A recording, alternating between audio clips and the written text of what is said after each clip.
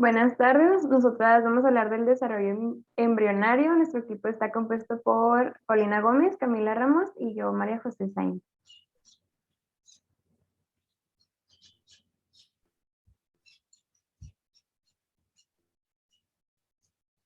Bueno, primero vamos a hablar sobre la fecundación, que es donde da el inicio todo esto. Sabemos que durante la fecundación, el material genético de un espermatozoide haploide y un ovocito secundario haploide se funcionan dentro de un único núcleo. De aproximadamente 200 millones de espermatozoides que ingresan en la vagina, menos de 2 millones alcanzan el cuello uterino y solo alrededor de 200 llegan hasta el ovocito. Esto hace que la cifra sea menos de 1%. Este proceso se lleva a cabo normalmente en las trompas de falopio dentro de las 12 a 24 horas posteriores a la ovulación.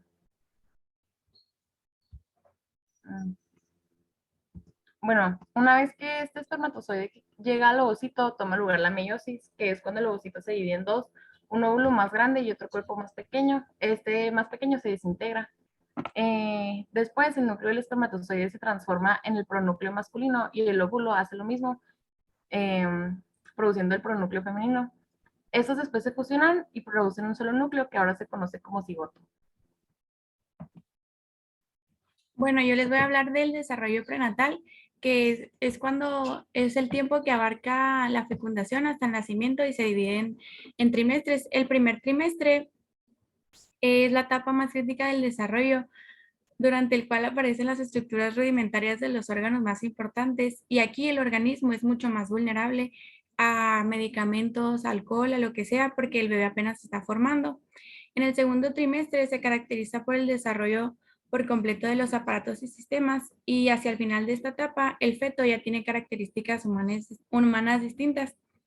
Y en el tercer trimestre representa un periodo de rápido crecimiento fetal. En los comienzos de este periodo, la mayoría de los órganos, los aparatos y los sistemas se vuelven totalmente funcionales. Las semanas de gestación.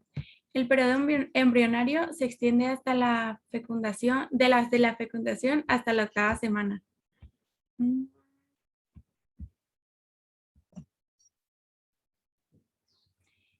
Primero está la semana 1. Es la primera semana del desarrollo. Se caracteriza por varios eventos significativos que incluyen la fecundación, la segmentación, o también se le puede llamar clivaje del cigoto, la formación del blastocito y la implantación. La primera, la fecundación. Pues esa mi compañera ya la explicó un poco más, pero es la penetración de un espermatozoide en un ovocito secundario, división meótica del ovocito para formar un óvulo y la unión subsecuente de los núcleos de los gametos. En la fecundación, aproximadamente nada más, bueno, se producen como 200 millones de espermatozoides y nada más el 1% llega al cuello uterino, y de ahí solo 200 llegan hasta el ovocito secundario.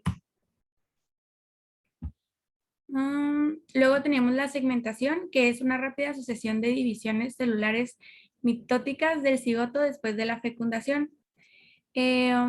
La primera división del cigoto comienza aproximadamente 24 horas después de la fecundación y completa luego de unas 6 horas. Estos procesos son bastante rápidos. El segundo día después de la fecundación se ha completado la segunda segmentación y como resultado se forman 4 células, y para el final del tercer día hay 16 células. Las células progresivamente se van haciendo más pequeñas y producidas por medio de la segmentación se denominan blastómeros. Luego tenemos la formación del blastocito, que es la mórula entre la cavidad uterina, y con ayuda de la leche uterina forman una masa celular en desarrollo, que a esto se le llama blastocito. Es como lo que está alrededor de aquí, que cuando después esa leche uterina ayuda a que se forme el saco coriónico externo que rodea al feto y a la porción fetal de la placenta. En el quinto día el blastocito forma un orificio en la zona pelúcida mediante digestión enzimática y se abre paso a través. Ayuda a la implantación a dejar la zona pelúcida. Y luego tenemos la implantación, que es la inserción del blastocito en el endometrio aproximadamente 6 días después de la fecundación.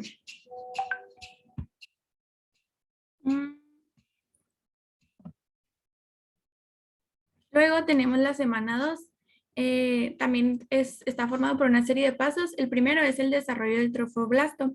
Alrededor de 8 días después de la fecundación, el trofoblasto se diferencia en citrofoblasto y en sincitrofoblasto. El sincitrofoblasto no presenta límites celulares definidos y el citrofoblasto se ubica entre la masa celular interna y el sincitrofoblasto. El macizo celular interno da origen al lipoblasto y el lipoblasto, que es el disco embrionario laminar. El sincitrofoblasto secreta enzimas y hormonas. De hecho, una de las hormonas que secreta es la hormona que detectan las pruebas de embarazo de uso casero, la que te dice si estás embarazada o si no estás embarazada. Otro paso es el desarrollo del disco germinativo bilaminar. Aquí las células del macizo celular interno dan origen al hipoblasto y al epiblasto, formando así un disco plano al que se denomina disco germinativo bilaminar. Pronto aparece una pequeña cavidad dentro del epiblasto que luego se agranda para formar la cavidad amniótica. Después tenemos el desarrollo del amnios. Es una delgada membrana protectora que forma el techo de la cavidad amniótica. El líquido amniótico amortigua los golpes, ayuda a regular la temperatura corporal fetal, contribuye a evitar la deshidratación y impide que se produzcan adherencias entre la piel del feto y los tejidos que lo rodean. Dentro de la cavidad amniótica se encuentra este líquido y la membrana amniótica se rompe antes del parto junto con el líquido que forma la bolsa de las aguas. Otra parte es el desarrollo del saco vitelino, que es la membrana exolómica, y el hipoblasto forma la pared del saco vitelino, antes denominado cavidad del blastocito.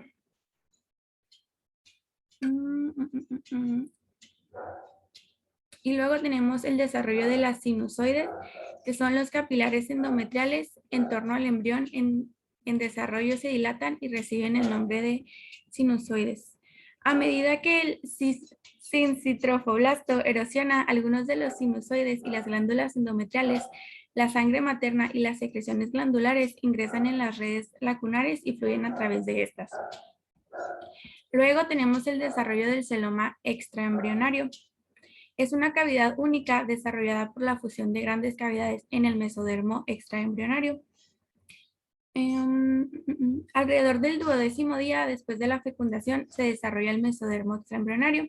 Estas células provienen del saco dietileno y forman una capa de tejido conectivo que también se llama mesenquima, que rodea la membrana amniótica y el saco dietileno. Y por último, tenemos el desarrollo del corión.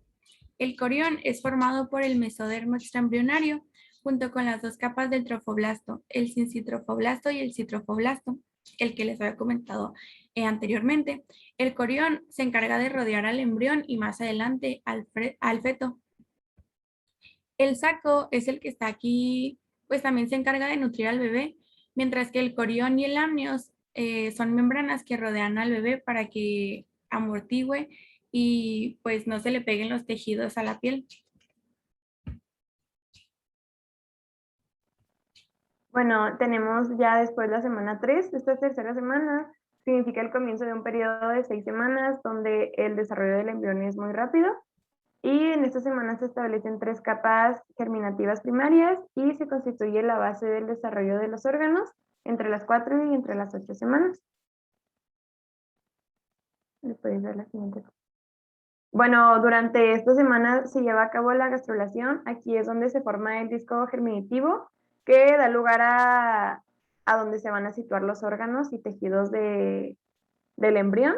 La neurulación, que es donde se forma el tubo neural, el desarrollo de somitas, desarrollo del celoma intraembrionario, del aparato cardiovascular y también de las vellosidades coriónicas y la placenta también.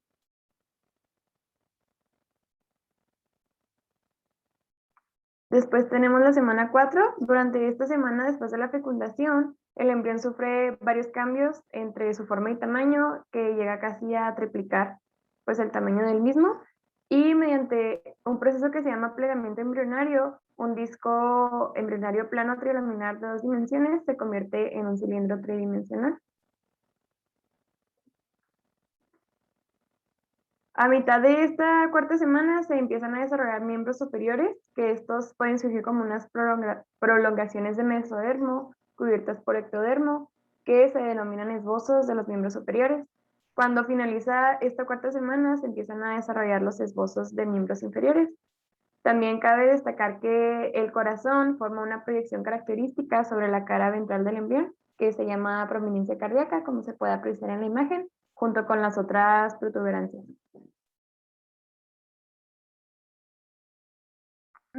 Bueno, después de la semana 5 a la 8 también hay una serie de cambios pues ya más notorios. Desde la quinta semana empieza a acelerarse el desarrollo del encéfalo, por lo que el crecimiento de la cabeza es considerable. Después, alrededor de la semana 6, los miembros muestran un desarrollo importante y el cuello y el tronco comienzan a enderezarse. También el corazón ya cuenta con sus 4 cámaras.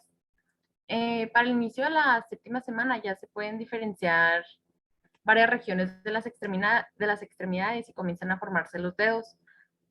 Todavía a inicios de la octava semana los dedos siguen estando unidos por una membrana, pero al final de esta pues ya podemos ver la diferenciación. Este, ya que estas membranas interdigitales que los unían han desaparecido.